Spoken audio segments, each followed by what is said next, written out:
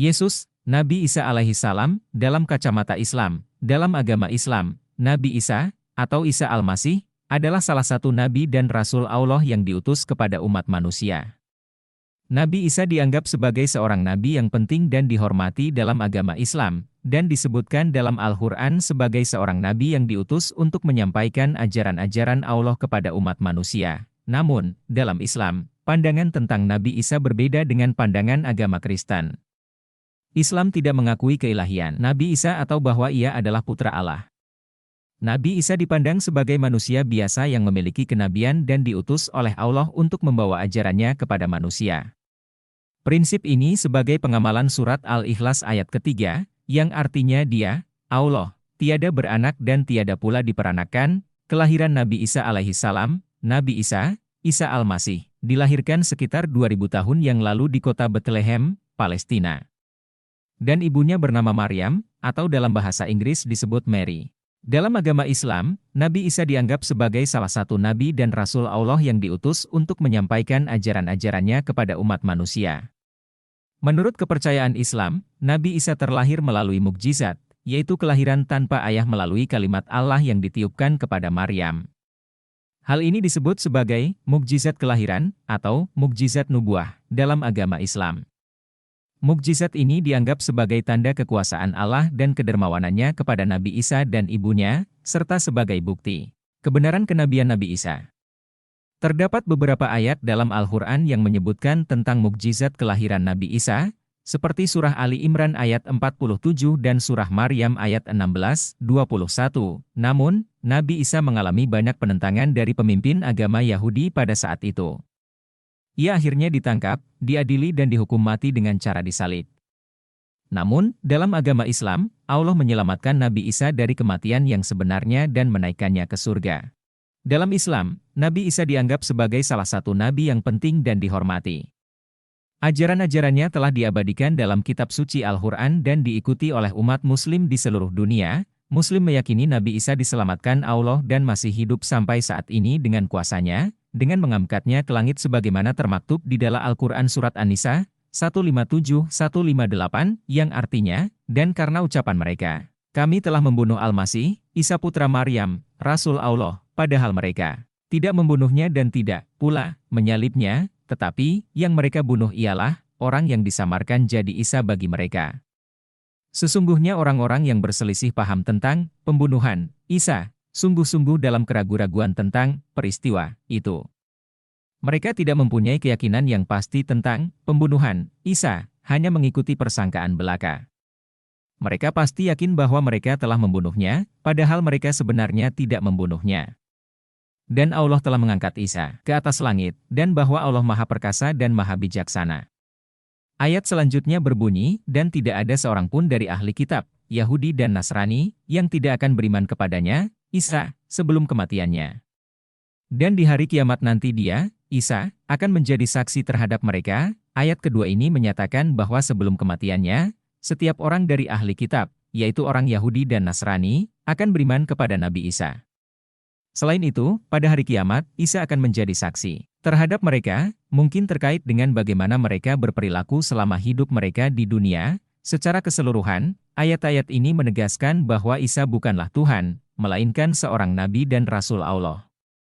Ayat-ayat tersebut juga menegaskan bahwa Isa tidak dibunuh atau disalib, tetapi telah diangkat ke langit oleh Allah Azza wa Jalla.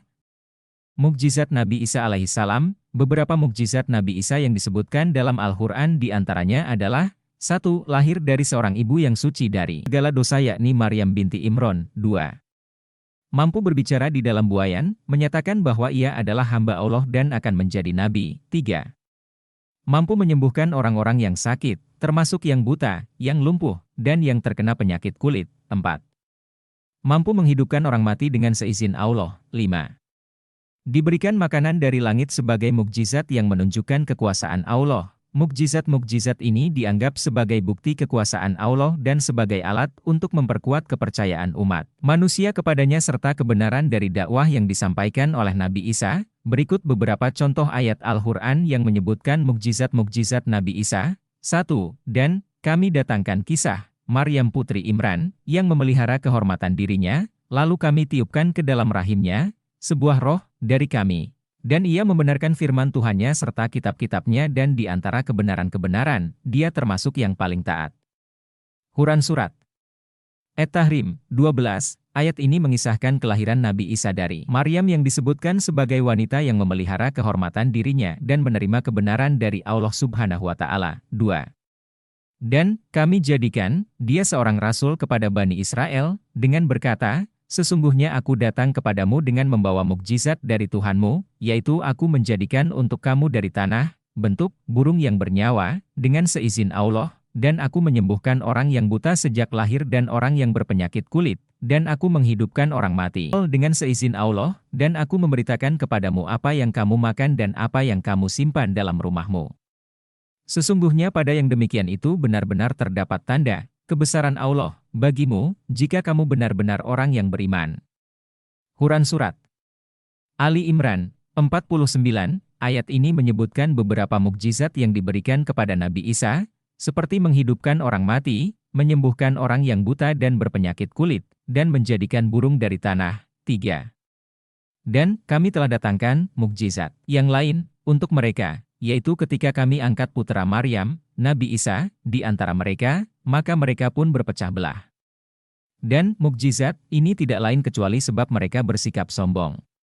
Quran Surat Az-Zuhruf 57, ayat ini menegaskan bahwa mukjizat Nabi Isa, yaitu kelahiran dan pengangkatan dirinya, adalah bukti kekuasaan Allah dan disebutkan bahwa orang-orang Yahudi tidak mempercayainya karena sikap sombong mereka. Diturunkannya Nabi Isa ke bumi di akhir zaman, dalam Al-Quran telah mengisyaratkan tentang kedatangan kembali Nabi Isa. Dalam surat An-Nisa, ayat 159, Allah berfirman, dan tidak ada seorang pun dari ahli kitab, Yahudi dan Nasrani, yang tidak akan beriman kepadanya, Isa, sebelum ajalnya dan pada hari kiamat nanti dia, Isa, akan menjadi saksi terhadap mereka, dan dalam hadits Nabi Muhammad bersabda, demi zat yang jiwaku berada di tangannya, pasti akan turun ke tengah-tengah kalian seorang hamba dari antara hamba-hambaku, maka dia akan mengumumkan bahwa Al-Masih putra Maryam akan turun di antara kalian, maka dia akan turun dan menjadi hakim yang adil. Bukhari dan Muslim, dan ternyata di dalam Bible pun ada ayat yang menyebutkan tentang kedatangan Isa untuk menyelamatkan banyak orang dapat ditemukan dalam perjanjian baru, dalam surat Ibrani pasal 9 ayat 28, So Christ was sacrificed only to take away the sins of many, and he will appear a second time, not to bear sin, but to bring salvation to those who are waiting for him. Hebreus pukul 9.28, New International Version, dalam bahasa Indonesia, ayat tersebut dapat diterjemahkan sebagai berikut, demikianlah Kristus dipersembahkan satu kali untuk menghapus dosa banyak orang, dan untuk kedua kalinya ia akan muncul, bukan untuk memikul dosa, tetapi untuk membawa keselamatan bagi mereka yang menantikan kedatangannya.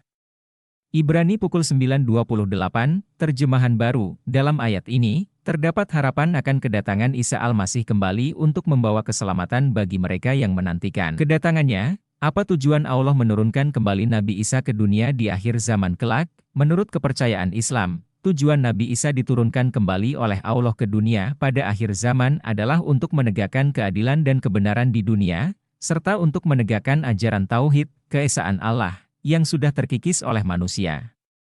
Nabi Isa akan datang sebagai seorang pemimpin yang adil dan membawa damai sejahtera bagi seluruh umat manusia.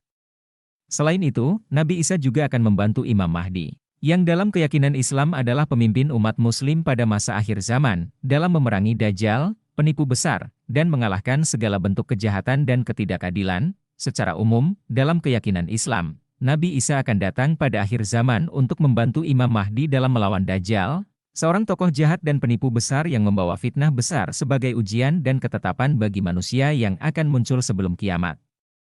Dajjal akan menyesatkan manusia dengan kekuatan magisnya dan sebagai Tuhan.